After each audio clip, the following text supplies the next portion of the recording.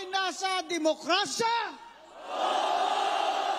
Tayo ba ay sa malayang bayan?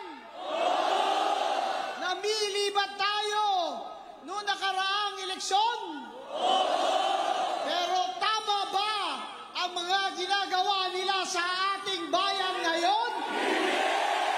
Hindi tama, hindi tama, hindi tama, hindi tama, hindi tama, hindi tama, hindi tama. Kaya tayo nandito ngayon, naninindigan tayong lahat dahil ito ang katungkulan ng mamamayan, hindi lamang sa ating saligang batas, kundi sa ating mga pamilya at sa future ng ating mga anak. Kung pinili natin ang demokrasya, tayo ay pinangakuan na sa demokratik na gobyerno ay mapapagunlad ang ating bayan, mapapaaral ang ating mga anak, mabibigyan ng trabaho ang ating pamilya, ibibigyan ng hustisya pati ang mga mahihirap at walang magugutom, walang mawawala ng bahay, at walang mawawala ng pag-asa. Pero ngayon, ang mga pangyayari ay nakakawalang pag-asa. Hindi lamang sa pagmamahal ng Panginoon natin ay magsusurrender na sana ako. Walang pag-asa. Imbes na mag-surrender tayo, kailangan sumigaw tayo na ang karapatan natin sa isang malayang bayan na maunlad, na walang mga magnanakaw, ay karapatan nating mga Pilipino na magkakapatid, anuman ang ating relisyon. Ang kinabukasan ng ating mga anak ang mahalaga sa atin. Tingnan nyo ibang bansa. Tingnan nyo ibang bansa na 5 years ago lang ay nangunguna tayo sa kanila. Ngayon, nasa kulelat na tayo. Nasa ilalim na tayo. Turismo, kulelat. Edukasyon, kulelat. Employment, kulelat. Gross domestic product, deficit.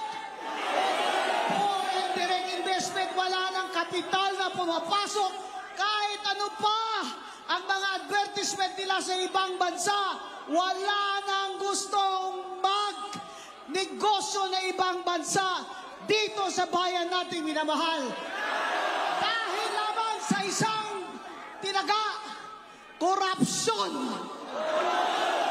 Sa korupsyon, ang Pilipino na dating tinitingala sa ASEAN na tayo'y magigiting na mga tao, tayo mga Pilipinong hindi nagpapalupig sa mga banyaga ay ngayon nagpapalupig ba tayo sa mga kawatan? Hindi tayo magpapalupig sa mga kawatan. Kaya tayo nag-arali ngayon para marinig nila tayo na hindi nyo pwedeng gawin ito sa amin na walang mananagot. Kailangan may mananagot. At kung sino man ang puno nito, kailangan siya'y managot.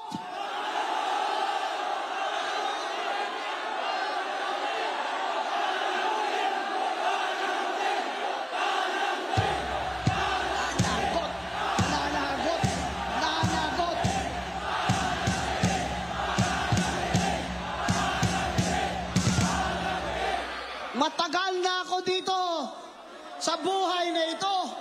Matagal na rin ako sa politika. Sa tiyan pa lang ako ng nanay ko. Nag-komisyoner na ako sa Comelec. Ngayon lang ako nakakita ng gobyerno at Congress na puro magnanakaw.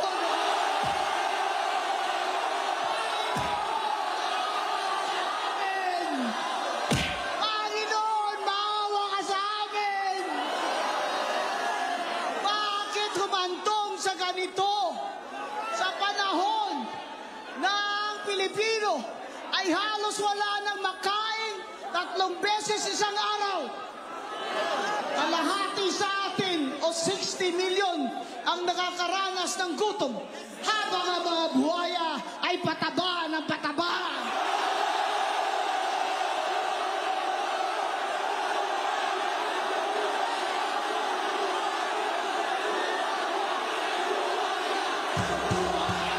Buhaya!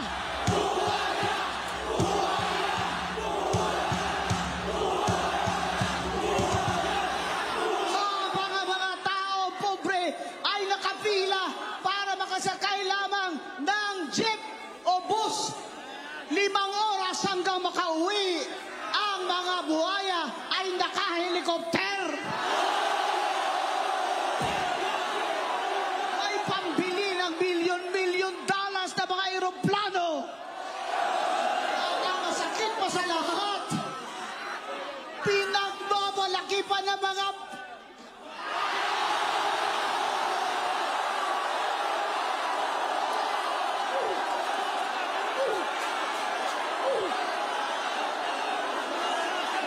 pinagbabalaki pa ng mga anak nila.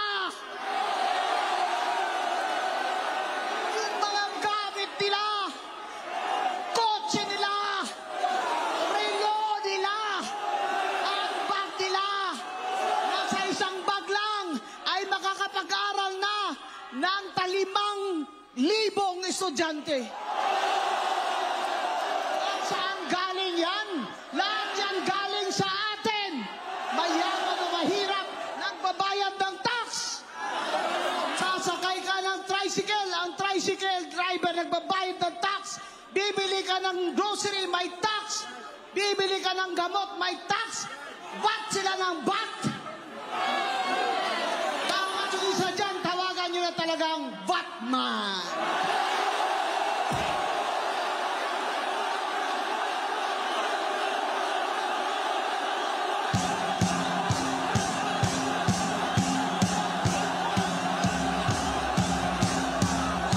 Pala, ang plano nila nung sila ay nanalo at naupo, ang plano pala nila sa loob ng 3 taon ay lilimasin nila ang bayan. Habang tayo'y naghihirap, habang Pilipino ay nangangamatay dahil wala man lang pambayad sa doktor at sa gamot, namamatay ang mga bata dyan sa Philippine Heart Center dahil hindi napapaopera sa puso, habang ang mga buhaya ay wala nga ba silang puso?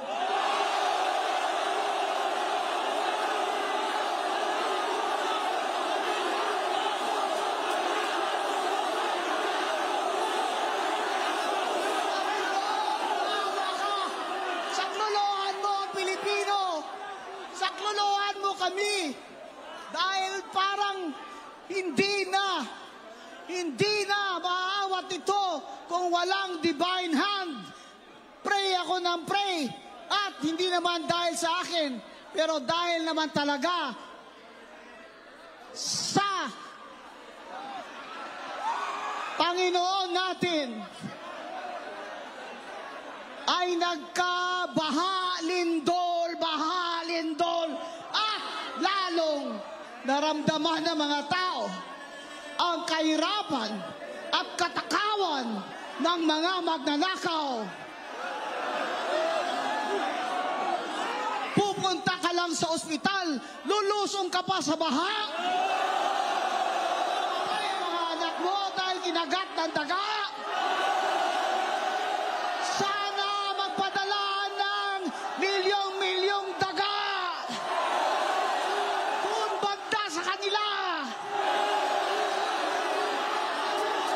Ay ko.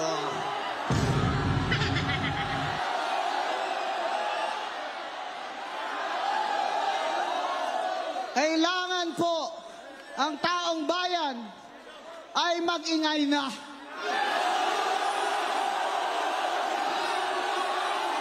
Tayo may obligasyon sa pagdarasal o hindi sa pag-aksyon din.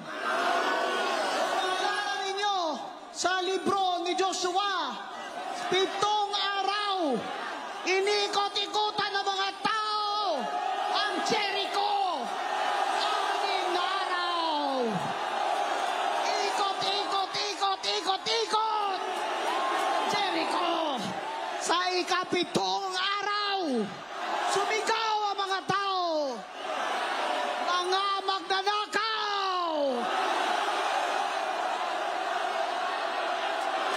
And on that day, the walls of Jericho came crumbling down. Power of our God. That is the power of our God. And that is the power of the prayer of God's people. Panginoon ko, bigyan niyo kami ng sapat na lakas na ipatuloy itong aming mga hinanaing at malipol na po sana ang kasamaan dito sa gobyerno sa Pilipinas. Sana po magising na rin ang aming mga kapatid at sa 2028 ay wag na iboto itong mga magnanakaw na ito. Mga kapatid, mga kababayan, alang-alang sa ating mga anak na 3 taon pa pag ganito at walang mananagot, ay walang pagbabagong mangyayari. Doon sa ibang bansa, sa Indonesia, na grabe number 1 sa korupsyon, nagtayo ng tunay na Independent Commission on Corruption na pinangunahan ng dati nilang Supreme Court Justice at dahil nagreklamo na ang lahat ng mga inuutangan ng Indonesia ay gumaling gumaling sila sa sakit na korupsyon. Kaya ngayon ang Indonesia ay mataas na ang rating sa credit index. Ang Pilipinas, 2.7 trillion every year gustong utangin ng ating mga pinuno. Sa 2.7 trillion, ang 2.6 dyan ay para lamang sa pagsweldo ng kanilang pamahalaan. Habang ang budget natin na hawak ng ating mga congressman at speaker at mga senador na galing dapat ang calculation, komputasyon kung magkano ang mai-income ng Pilipinas galing sa ating taxes at sa ating GDP, ay lobo-lobo na ang budget. Paldo-paldo na.